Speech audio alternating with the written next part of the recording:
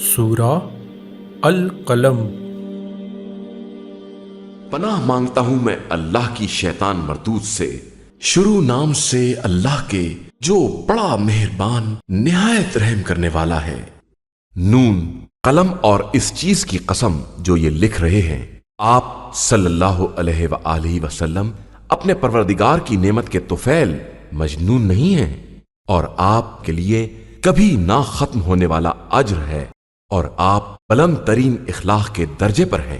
ان قریب آپ بھی دیکھیں گے اور وہ بھی دیکھ لیں گے کہ دیوانہ کون ہے۔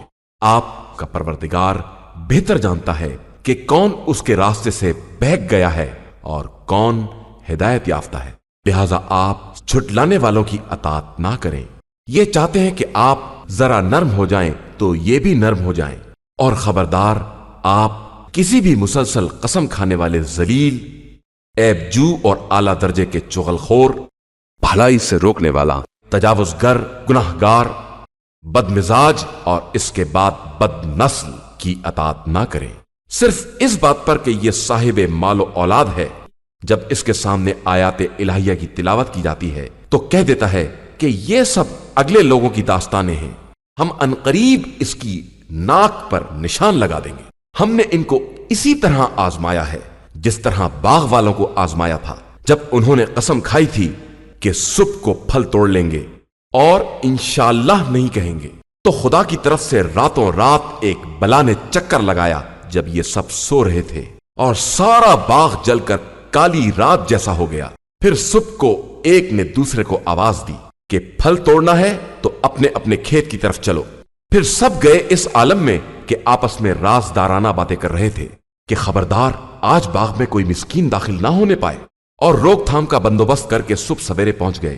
اب جو باغ کو دیکھا تو کہنے لگے کہ ہم تو بہک گئے، بلکہ بالکل سے محروم ہو گئے۔ تو ان کے ایک منصف مزاج نے کہا کہ میں نے نہ کہا تھا کہ تم لوگ تسبیح پروردگار کیوں نہیں کرتے؟ کہنے لگے کہ ہمارا رب پاک و بے نیاز ہے اور ہم واقعاً ظالم تھے۔ پھر ایک نے دوسرے کو ملامت کرنا شروع کر دی، کہنے لگے کہ افسوس ہم بالکل سرکش تھے، شاید ہمارا پروردگار ہمیں اس سے بہتر دے دے کہ ہم اس کی طرف رغبت کرنے والے ہیں۔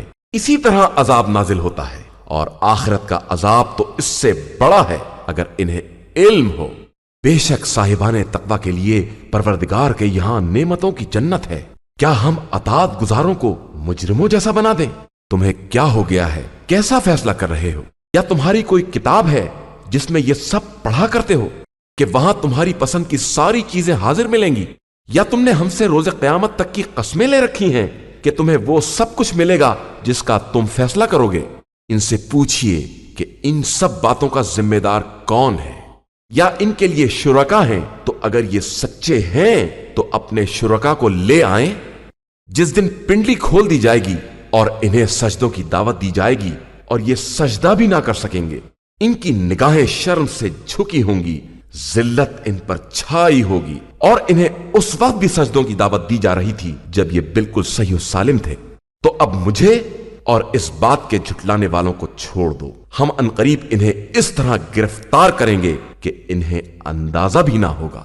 اور ہم تو اس لیے ڈھیل دے رہے ہیں کہ ہماری تدبیر مضبوط ہے۔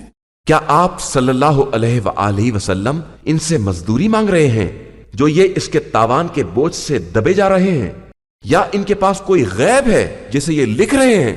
اب آپ صلی اللہ علیہ وآلہ وسلم اپنے پروردگار کے حکم کے لیے صبر کریں، اور مچھلی والے یونس کی طرح نہ ہو جائیں جنہوں نے غم سے نڈھال ہو کر اپنے رب کو پکارا تھا۔ کہ اگر انہیں نعمت پروردگار نے سنبھال نہ لیا ہوتا تو انہیں چٹیل میدان میں برے حالوں میں چھوڑ دیا جاتا، پھر ان کے رب نے انہیں منتخب کر کے نیک کرداروں میں قرار دے دیا۔ اور یہ کفار قرآن کو سنتے ہیں تو ایسا لگتا ہے کہ عنقریب آپ صلی اللہ علیہ وآلہ وسلم کو نظروں سے پھسلا دیں گے، اور یہ کہتے ہیں کہ یہ تو دیوانے ہیں، حالانکہ یہ قرآن عالمین کے لیے نصیحت ہے اور بس۔